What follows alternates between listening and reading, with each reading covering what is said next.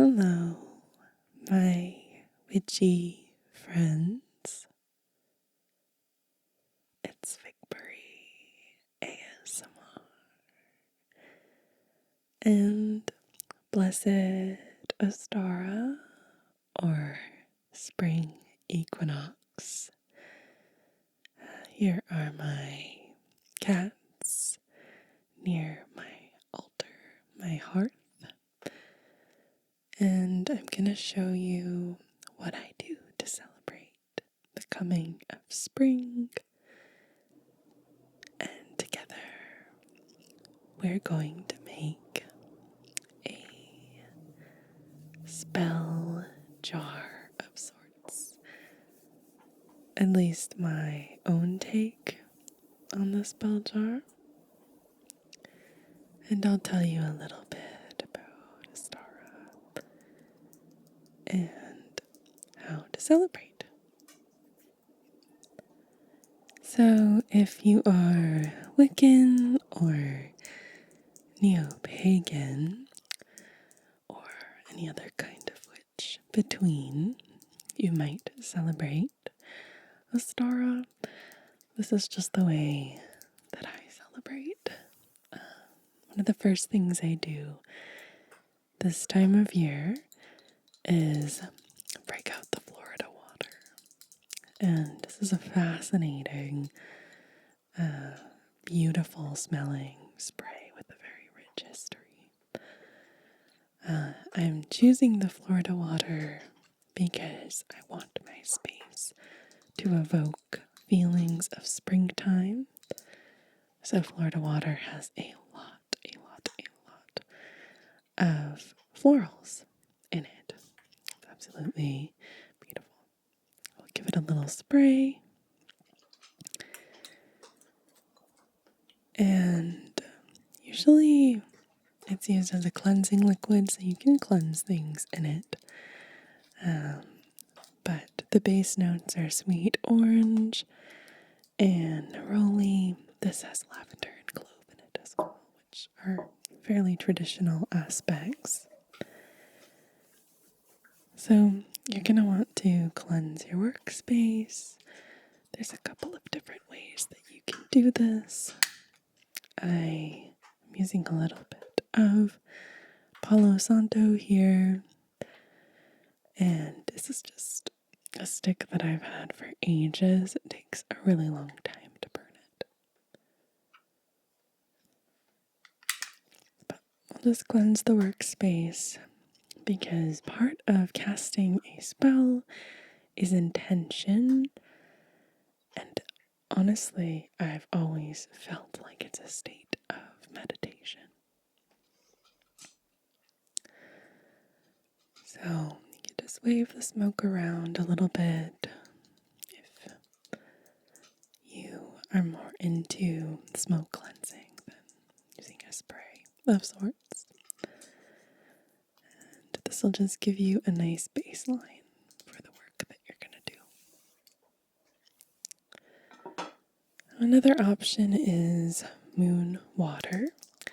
If you watched my simmer pot video, you know that I use moon water a lot. We had a full moon not that long ago, and I charged this water in the light of the full moon. And you can anoint yourself with this water if you'd like. You can put a little bit of it in a glass vial in your altar. You can do whatever you'd like with it, but I do prefer to do the moon water right before each of the equinoxes, just so that you have a fresh start, charged with those magical seasonal intentions, right? And my moon water happens to just be in a moon-shaped glass jar. Okay. So, speaking of anointing yourself, depending on what sort of power you're working with, so whether it's a deity or any kind of spiritual entity, you want to choose something that resonates with you, a smell that resonates with you. And perhaps you're not doing this to connect with anything other than the changing of the seasons, and so connect with yourself. Witches historically have done this as far back as the records show us. They've anointed their bodies and their broomsticks with oils and then performed the rituals of the sabbat. So this is a way of connecting with witchcraft history. If this is something you're really interested in, I'm a witchcraft historian, so I'm all about connecting with the past, the history of witchcraft. And this is a sacred woods anointing oil. I won't be using this one today, but if you want to connect with nature, you can make one that has different barks in it, to evoke trees and things like that. So I have a whole collection. These are just two that I like to use. And I like that this one is in a dropper bottle of sorts. Makes for some really nice sounds. So now that the space is cleared, you need a clean, fresh mason jar. And you have to make sure that it is for canning. So I've got this one here because it can be heated up. In this case, you can put a candle in it. And it's shatter resistant, and I'm not using a lid because we're not going to seal and bury this spell jar. We're going to combine jar magic, spell jar magic, with candle magic. So I have a white candle. Now you can use any color that resonates with you. For spring, you could use blue, green, even purple to evoke images of violets, yellow, but I really encourage in your practice to use what you have. So I have a white candle, which you can imbue with any energy that you want. It's kind of like a repository. And I have some lemon balm here. And lemon balm is always usually my first step with most spells, but also it's tied to springtime. It's one of my favorite herbs to start growing early in the spring. And so what I'm going to do is start putting some of these herbs in the jar.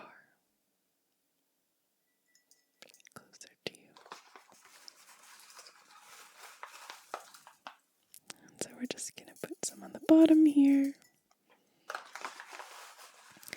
And lemon balm historically has been used for sleep,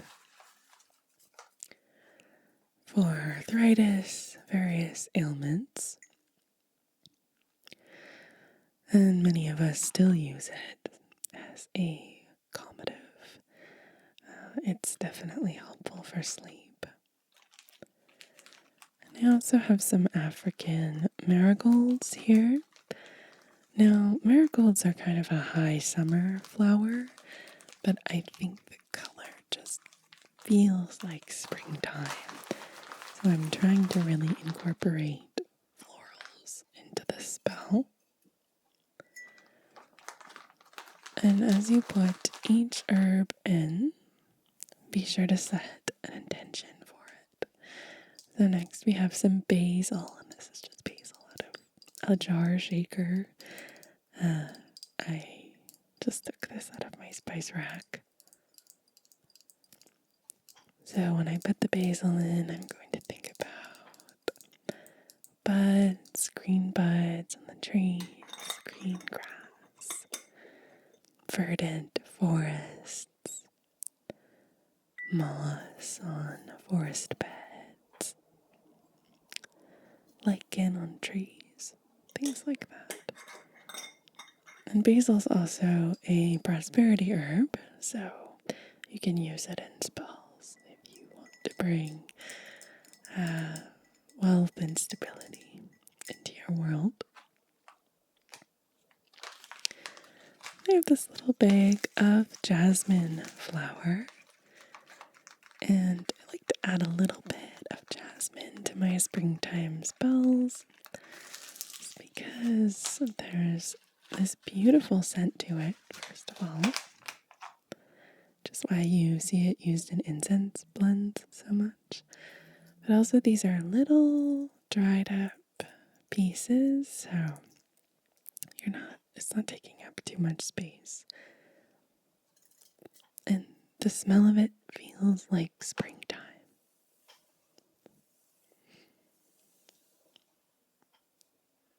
And I also have some jasmine essential oil, which we will use to anoint the candle shortly. And here's some nettle leaf. Nettle leaf is just a nice equalizing herb to put in your spell jar. Again, all of this is very much guided by the ways that I feel. I don't really plan these things out. I just let the moment guide me. This is a way of centering yourself for the coming of a new season. And here's some yarrow as well. Yarrow is associated with fertility and abundance, which are really important for Ostara because that's the main part of the spring equinox. And all of these are in little bags, so I had to make sure to cut the video at points where it was too loud. So I'll just put a little sprinkle in there. And if you're new here, please subscribe and join the coven. We're a very friendly and welcoming bunch.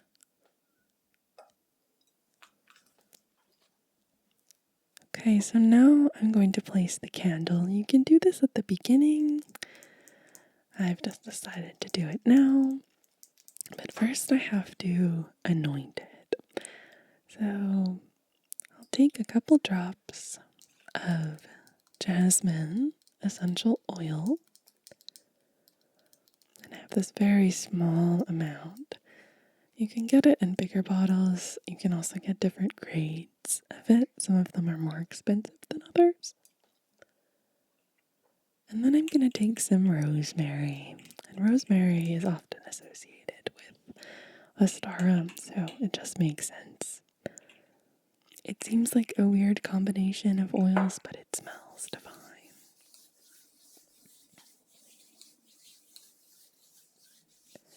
Use the heat of your hands to activate the oils. And then rub between.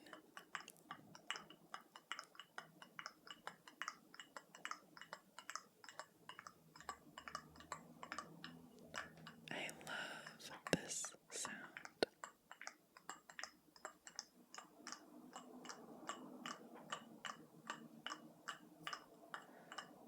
What I'm doing here is setting an intention for the spell so that as the candle burns down,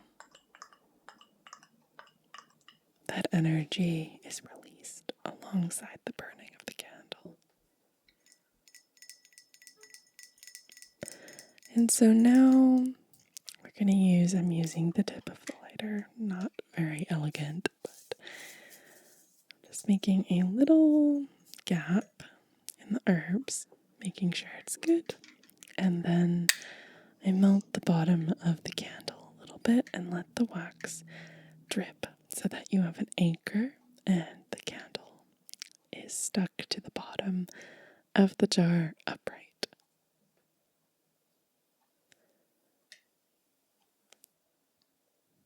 I recommend using a shorter jar if you'd like. And as always, make sure that you burn your candles in a safe place. Mine is inside my fireplace with glass doors, so no cats can get to them there. So once the wax hardens, the candle is good to go. You could also use a wine bottle. You could use a regular candle holder and put the herbs underneath. It's up to you. Now, sometimes you want to add a little bit of flair, so I'm going to add some calendula for an extra splash of color, but also to really evoke Easter, right? That time of year. Daffodil yellow. Kind of looks like forsythia. If you've ever seen forsythia branches. And I have a little tin full of various plants that you can burn from the forest. There's some oak in here and mugwort, birch, all sorts of things. I'm just going to put that around the outside to really stay grounded in nature, to symbolize everything coming back to life after being dormant.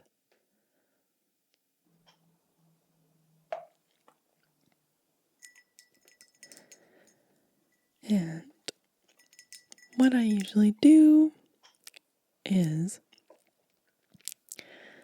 I prepare my tarot deck or oracle deck so that it's nearby, and then pull a card or two, which I'll take with me to my altar. And of course, you can do this sitting at your altar if you'd like. And this helps set the intention even more. Sometimes the images, the pictures can lead you a certain way in the ritual. So I'm going to shuffle these. They're very small, actually playing card size. And it looks like that one wanted to pop out, so I'm going to place it aside and use it. And then what I'll do is, once I've done some shuffling here, fan out the cards and just let my intuition guide me to what card might best suit my practice today. And I'm going to choose this one. I'll show you what the cards are. This one has an elk and ash, and it's meant to symbolize strength. So I love that. It really feels like it ties into the changing of the seasons. Fortitude in uncertainty. Let's place that here. And the other one is really, really cute. I like that a lot of these cards have very dark backgrounds, but they kind of feel like sort of cottagecore, if that makes sense. So those are the two cards that I have. And another thing that you can do is you can draw a sigil on a bay leaf or a wish that you have. And you can do this preferably with something non-toxic. I do it with a pencil usually, or you can even carve it into a candle. But then you light it. I'm not going to do that now. But you can light it and do this in a safe place, of course. So I do it in the fireplace. And imagine that wish or intention coming true. with the burning of the bay leaf. And again, a household item with magical properties. Now there are lots of other things you can add to your spell candles. I think I might add one more thing inspired by the tarot cards that I've pulled. And this is just an IKEA canister. I think it's really pretty. But I store a lot of my herbs in here.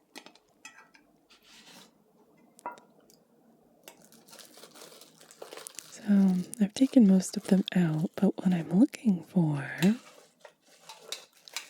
is this bag of juniper berries. Juniper is really a beautiful berry. I'm going to dig into the bag here and just add a little handful. You can see how small they are. Just on top. Put this back though. And we'll just drop it into the spell jar. Okay, and you'll know when you're complete. There's just kind of this feeling and instinct, you know. Now, another thing that you might do is plan your seeds on Ostara or during the week of the first spring equinox. So I have this package of herbal tea seeds for gardening. There's bee balm and basil, lemon balm. You can start your seeds early, and as you plant them, set intentions for the plants. There's lavender too as well. So this is something that I like to do on the first day of spring and also on Beltane. Or you could look at a seed catalog. I have the seed catalog. If you'd like a flip through of it, please let me know. I know that Blue Whisper does seed catalog videos, and they're my favorite, but it'd be fun to do like a witchy version, I think. But yeah, like plan your seeds for your garden. It's one of my favorite ways to celebrate Ostara. So, without further ado, let's go to my hearth, and I'll show you how this works. I will give you a little bit of a tour of what's in my hearth and my altar, and then from there you can just watch the candle burn. So my cats are always really curious about the altar. I have glass doors on my fireplace, so they never really get to see inside unless I'm sitting right there, making sure they're okay, supervising them, keeping them away from the candles. But here I've placed my candle right in the center of everything. I've lit a bunch of my other candles, and I've kind of just set this tableau of sorts to really set the mood. And I've got some rocks here as well, some crystals, fluorite, angelite, just rocks, crystals that evoke feelings of spring. And I've got a little cushion by my altar as well so that I can get comfortable, sit cross-legged, and really meditate on the spell. Think about what direction I'm going, and think about the changing seasons in this case. I've got my 2 cards here. I won't leave them inside the fireplace, but for now we'll put them right here. Then I usually put them on the floor below the fireplace. And I've got some incense. This is toad moss. Feels like spring, honestly. And this is hand-rolled incense. It's my favorite, and it burns so cleanly. And I absolutely love it. So I'm going to take a stick of this and light it, and then I'll just put it near my space as I light the candle and get the spell really going. So let's open this up. Take out a stick and we'll just light it using one of the candles.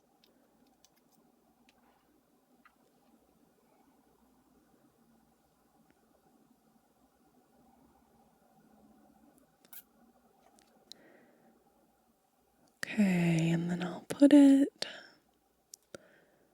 right into my incense holder once I've kind of used the smoke to clear the space a little, set my intention. I have this storage incense burner here.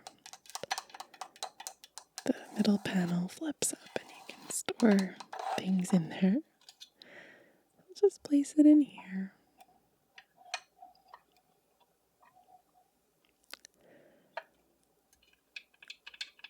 And it makes lovely sounds. Put it down here.